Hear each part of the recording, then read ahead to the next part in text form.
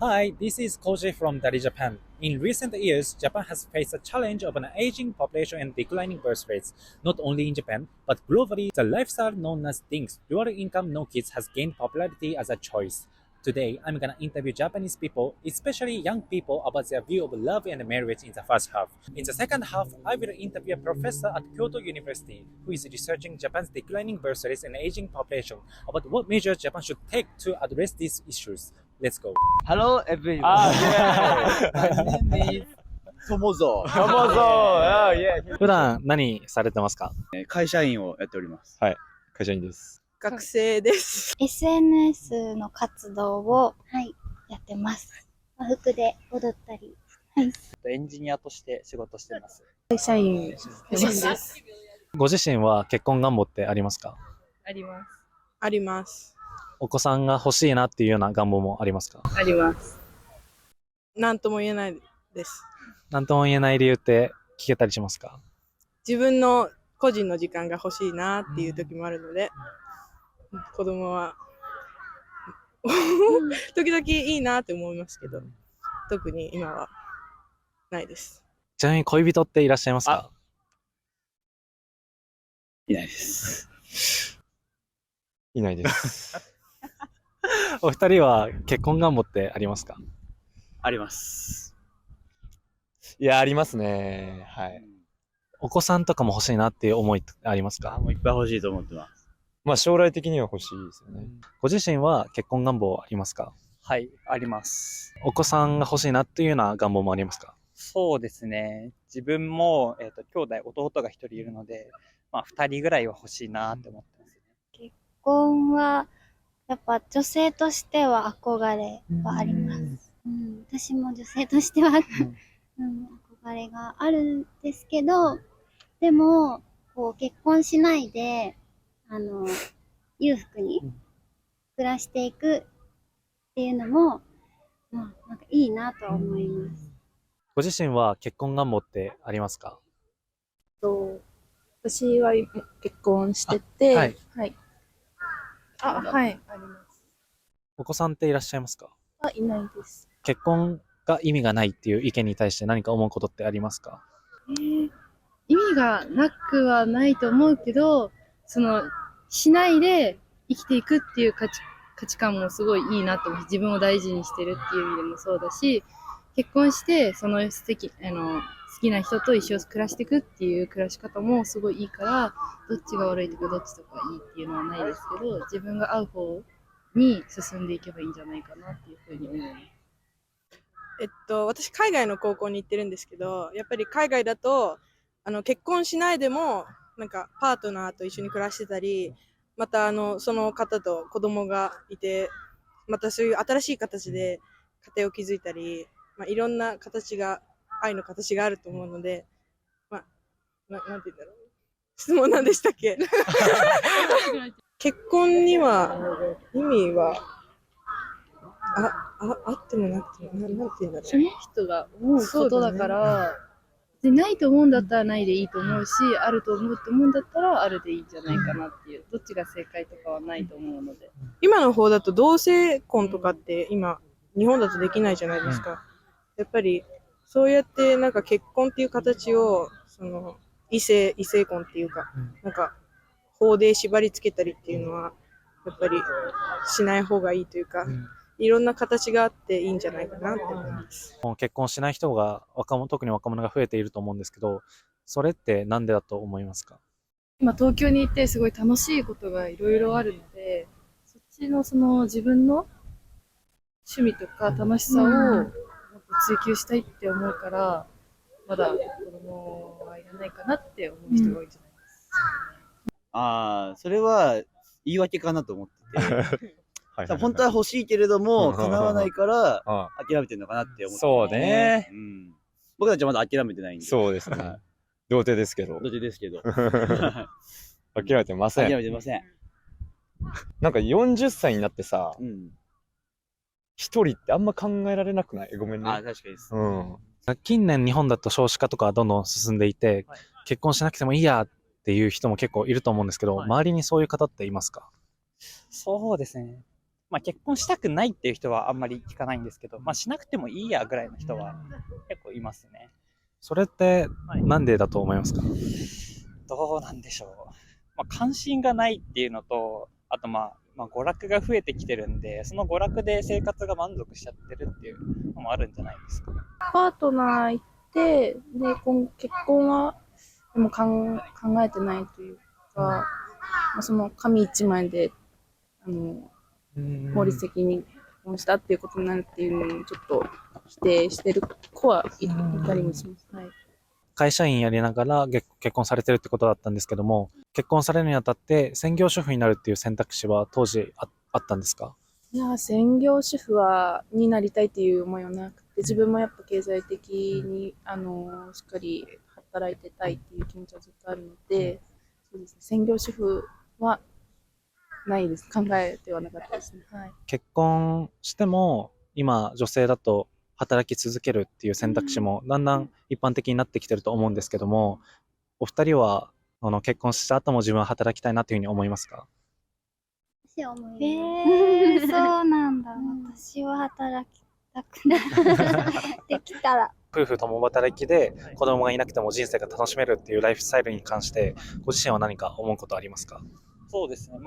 今生き方は人それぞれだと思うので、全然そういう生き方もありなのかなと思います。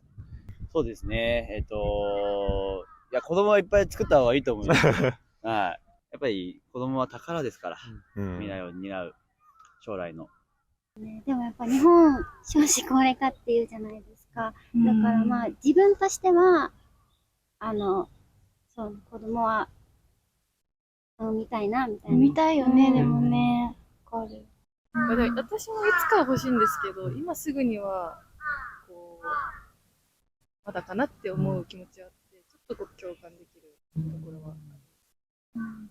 そうですね。共感はできなくはないんです。わかります。なんか、その自分たちで優先したいこととか、自分たちだけの、なんですかね、生活で満足できるっていう人たちもいると思いますし、自分も今結婚して2年ぐらい経つんですけど、今は2人だけの時間とか、自分たちまだ仕事も優先順位が仕事なので、そうですね。さっき言ったように、経済的に全て整ったら余裕が出てくるのか、子供のことを考えれるのかな。子供が欲しくてもできない方ってやっぱりいると思うし、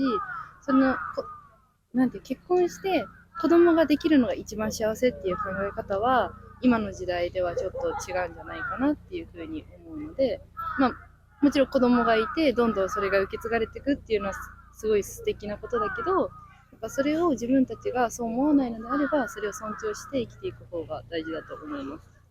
This channel produces the following 4 types of videos. The first one is various interviews related to Japan. The second one is a day in the life of Japanese people. The third one is reaction videos on various topics. And the last one is about how the lives of people from different countries are in Japan.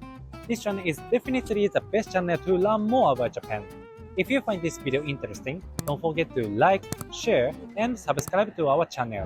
まずですね、柴田さんが今取り組まれている研究を含めて自己紹介の方をお願いいたします。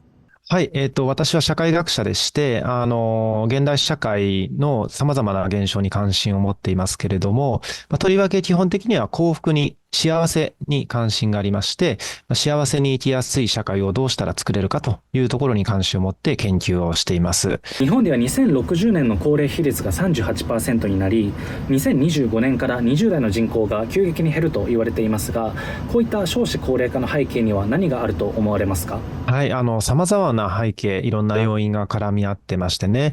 で、基本的には、少子化には大きく2つの要因があります。一つは、どの先進諸国でも共通した要因ですね。これは社会の近代化という要因です。社会の発展と言ってもいいでしょう。で、もう一つは、それにプラスして日本の場合、日本特有の要因があるという、そういう国によって違う要因という、主に2つに分けて考える必要がありますね。まず、先進諸国全般で共通しているのが、この経済発展、社会の発展によっ、人々がどんどん豊かになっていくわけなんですけれども、とりわけ学歴が上がって、様々な幅広い知識を得ることで価値観が自由になっていきます。そういったものを近代化というわけなんですけれども、そのように価値観が自由になっていくと、必ずしも子供を持たなくていいじゃないかというふうに価値観が、多様化していくわけですね。あともう一つは、子供を持つとしても、その子供を育てるために、高学歴化していますので、非常にお金と時間と手間がかかるようになります。昔の子供というのは労働力ですので、ちょっと育てて、あとはもう労働力として、一緒に働いていたわけなんですけれども、今の子供は、教育の対象になります。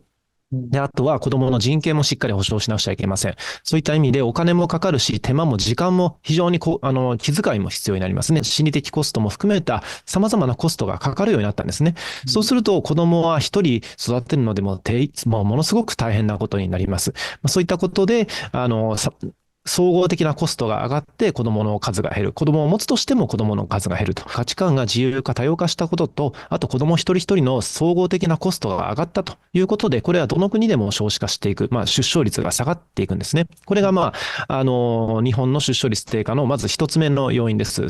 で、これに加えて日本の場合はさらに3つですね、日本は独特な状況があります。まず一つは実質所得がずっと上がっていない。この30年間上がっていない。そして非正規雇用もこの30年間非常に増えたということですね。そうやって雇用と所得が非常に不安定化したということで、自分一人が将来ずっと安定して食べていくのも精一杯になってしまいました。そうなると、子供を育てるなんていうのはもっと大変なことだというふうになって、子供を育てる自信がなくなるわけですね。これが、日本独特な、要因一つ目ですね。この経済的な要因です。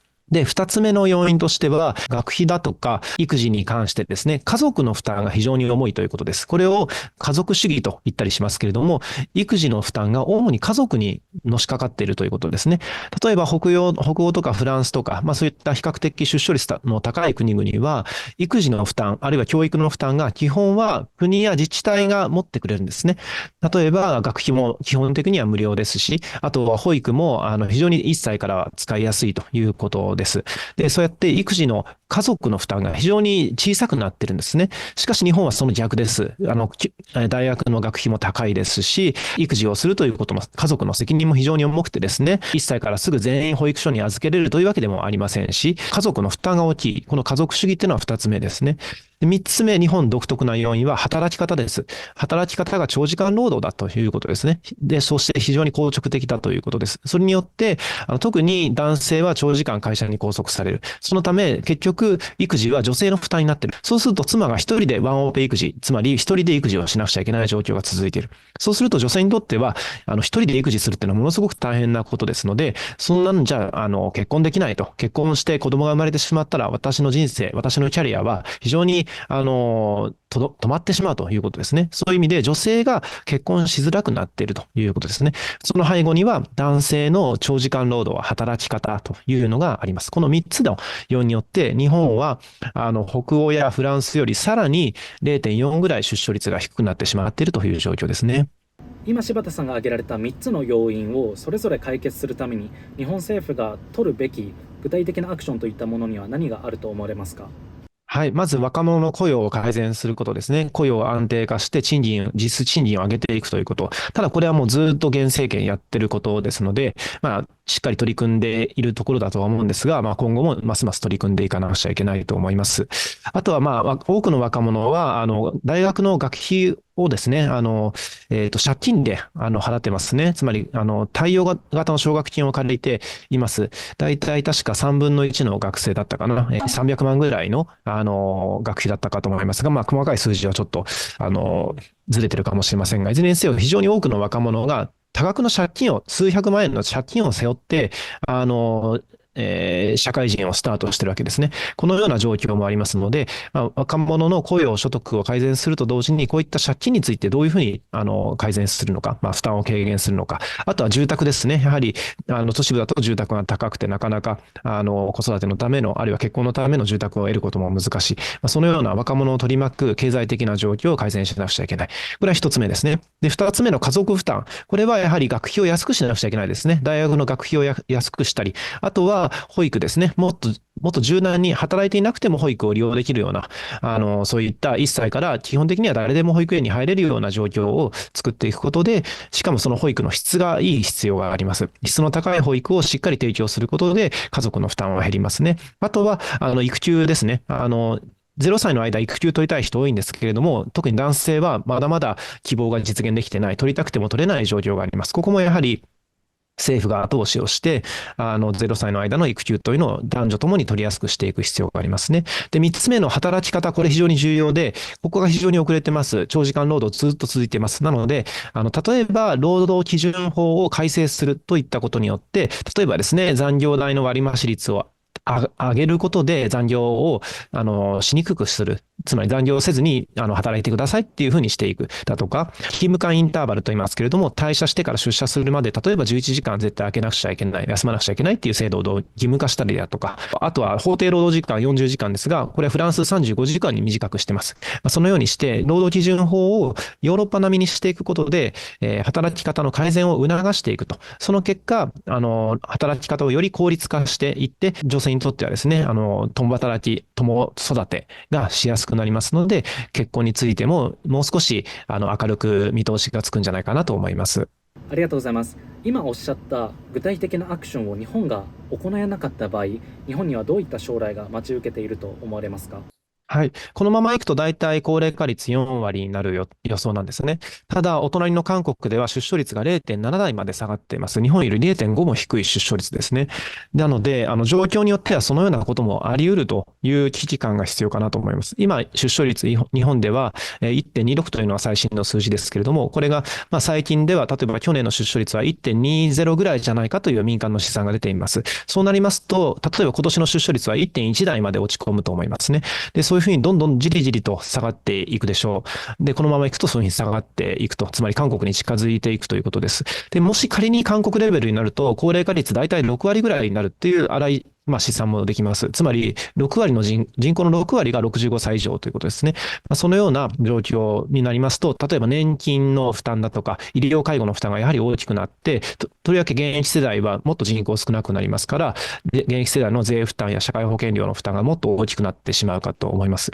そのようなことになると、ますます少子化、つまり子供なんて産んでられないと、そういう悪循環になっていくわけですね。で、そうなっていくと、だんだんと現役世代がますます減っていって、財政的な、つまり年金介護医療の財政が非常に悪化してしまうということですね。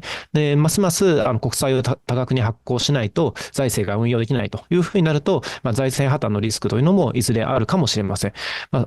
そのように財政の問題というのは長期的にはあり得ますので、まだ子供を産みたいという人がいるうちにですね、あとは若者の人口がまだ多少あるうちに、若者が望んでいる政策をしっかり打ち出すことで、産みたい人が産みやすい環境を整えるということが大事だなと思いますね。